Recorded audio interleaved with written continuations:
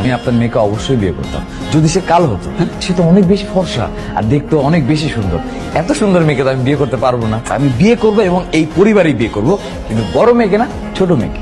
এসব আপনি কি বলতেছেন ভাইয়া? আমার বড় বোনকে রেখে আমাকে কেন বিয়ে করবেন? কারণ তুমি তোমার বড় বোনের মতো এত ফর্সা না, দেখতে শ্যামলা। তোমাকে বিয়ে করতে আমার কোনো সমস্যাই নাই। আন্টি, আপনার ছোট মেয়েকে যদি আমার সাথে বিয়ে দেন তাহলে অবশ্যই এই বিয়েটা হবে। তুমি কি পাগল হচ্ছো?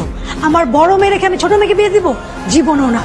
ঠিক আছে, তাহলে আমি ওই বিয়েটা করতে পারলাম না, সরি। কি শুরু করছেন আপনি? হ্যাঁ, সারা মহল্লার ছেলে পেলে আমার পিছনে ঘোরে, ভার্সিটির সব ছেলেরা আমার পিছনে ঘোরে, আর আপনি আমাকে রিজেক্ট করছেন না? আর আমি যে জিমে জিম করি সেখানকার ট্রেনাররা পর্যন্ত আমার পিছনে ঘোরে, আর আপনি আমাকে রিজেক্ট করে চলে যাচ্ছেন। আমি বিয়ে করলে এই ছেলেকেই করবো, না হলে জীবনে বিয়েই করবো না।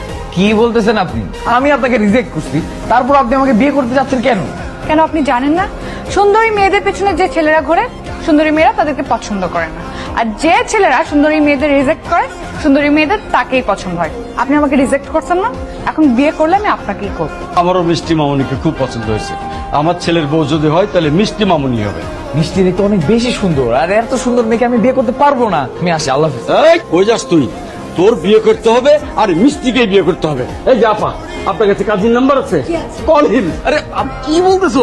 আপনার বাবা ঠিকই বলছে, আমাকে না বিয়ে করে আপনি এখান থেকে কোথাও যেতে পারবেন না। তুমি কাজীকে ফোন দাও। আঙ্কেল, আপনার ছেলেকে আমার রুমে নিয়ে আসুন, ওকে আটকে রেখে বিয়ে করবো আজকে।